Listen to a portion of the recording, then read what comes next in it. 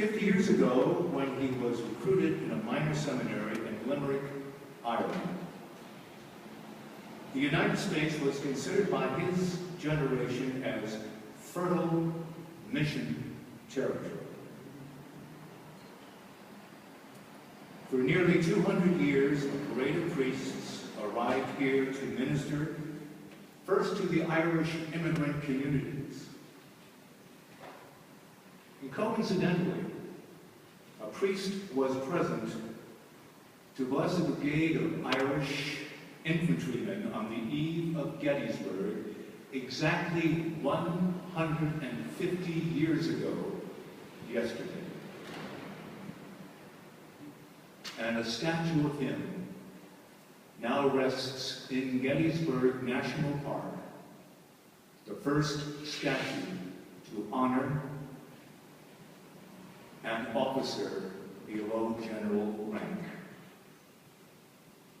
So a noble tradition has been carried on by these men. But Santa Rosa had no Irish immigrant community 50 years ago. And Tom had no connection with the far west.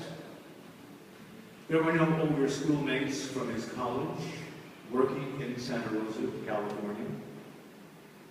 If he had wanted to work in the transplanted Irish culture in California, he could have joined the Archdiocese of Los Angeles or the Diocese of Sacramento, where nearly 80% of the clergy were Irish-born. But a well-traveled road is always a safer one. And the road from Limerick and Londonderry to Santa Rosa was still a very good one. Nevertheless, still in his teens, Thomas Keyes opted to be the first Irish-born candidate for priestly ordination, who chose this untested diocese halfway around the world from his home. His early decision attached him to a diocese that was just created out of remnants from the Archdiocese of San Francisco and the Diocese of Sacramento, stretching thinly from Marin County to the Oregon border, a no man's land without traditions, history, and assets. And so his decision arose from pure idealism, self-sacrifice, and a love of adventure. There wasn't a trace of self-service or self-aggrandizement. He could have chosen a tightly scripted clerical life in his native land. And so we American Catholics owe a great deal to these Celts and to other ethnic groups whose young men and women uproot themselves, leave their families and their homelands, and follow Jesus' command in today's gospel. If a person comes to me who will not leave his father, mother, wife, children, brothers, or sisters, then that person cannot be my follower. A person must love me more than he loves anything, even his own life. If a person will not carry the cross that is given to him when he follows me, then that person cannot be my follower. In the contented age of the baby boomers, these words of our gospel seem appalling. They demand the cutting of the most intimate, the most natural, and the most permanent of ties known to us. The message may appear to be hyperbole and exaggeration, something not to be taken literally. And it's not every day that we come upon someone who took up that challenge as stated. The best one who can explain the meaning of this challenge in today's gospel, and perhaps explain the intent of Tom's decision to leave Ireland and to come here, is the Lutheran pastor and theologian Dietrich Bonhoeffer. In his classic work, Bonhoeffer distinguished between what he called costly grace and what he called cheap grace. He defined cheap grace as the preaching of forgiveness without requiring repentance, baptism without church discipline, communion without a creed, absolution without personal contrition. Cheap grace is a grace without discipleship, without the cross, without Jesus Christ living and incarnate.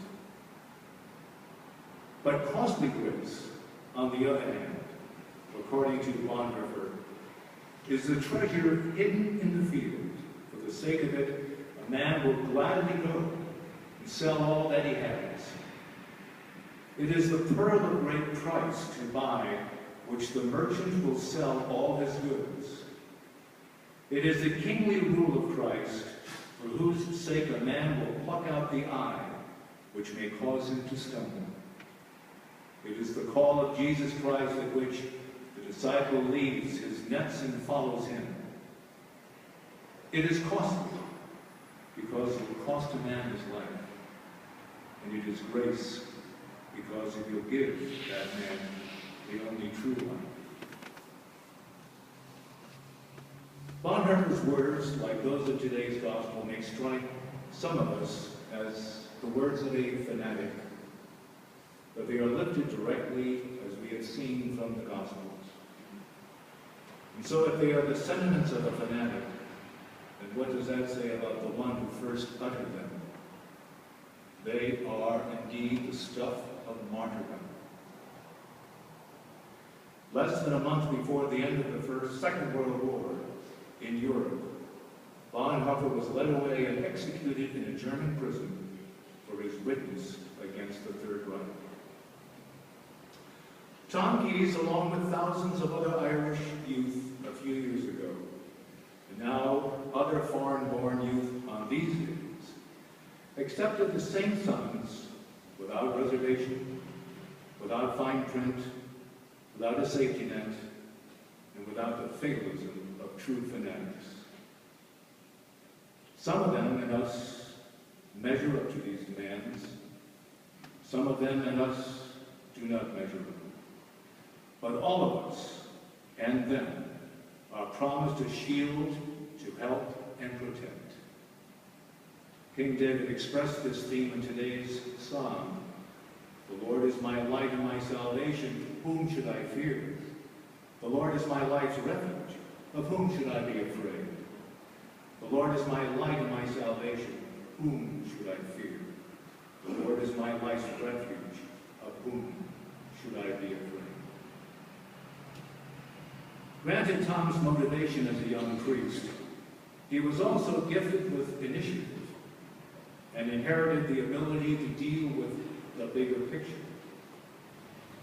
His enterprises were too complex to cover quickly on this occasion, such as the creation of an internal bank that pooled resources of local institutions and credited them with interest higher than the market, a statewide insurance program that would protect the assets of every diocese in this state, a national strip center that supported parishes and schools and nonprofits coast to coast, delightful trips to Europe arranged through his script tours, even a ghostly connection with the Irish Republican Army. The frantic investments that were made under extreme pressure, and more other projects. But perhaps we can look at ourselves to a less worldly role, his role as Vicar General, which allowed him to reveal his true self. Few of us can appreciate the burdens that diocesan responsibilities can impose. In her infinite wisdom, the Church requires a Vicar General to assist the bishop. Though the bishop has supreme authority in his diocese and is accountable only to the Holy Father, the Vicar General is his chief deputy. And of course, Tom firmly represented the interests of the diocese on all occasions, sometimes without compromise. That was his job. but he always showed himself as an open channel for negotiation, common sense. This system reminds us of the template, bad cop, good cop. The former being the tough, unyielding stalwart, and the latter the softer, gentler, more reasonable junior partner. You probably know who has to play which role, but let me clarify for the record that for more years than most of us can recall, Tom was the good cop in the diocese and accomplished a great deal, quietly and without damage. Let me add that since we have two vicars general here today, in addition to Bishop Baza and Bishop McGraw, in this half century, our diocese has been blessed with 4 vicars general, each of whom was the perfect choice for the good cop role. Tom Keyes also brought about a great deal for the clergy, notably a decent health insurance and a first-class long-term care insurance coverage that is the envy of every diocese. And when on the departure of Bishop Steinbach, the College of Consultors elected him our apostolic administrator with full authority until the bishop was appointed. During these months, Tom was able to be the good cop with no bad cop to deal with. Apart from this role, he wore many other hats. Director of Catholic Social Service, Director of the Catholic Youth Organization, member of the Diocesan Tribunal, and finance officer. His secret, of course, in running these bodies was to have assembled a host of gifted and loyal secretaries who covered all the bases and left the major decisions to him. The last 2 decades of the 20th century were unprecedented, thrilling, and hardly bearable. And Tom was in the middle of most of this trouble, more its victim than its cause.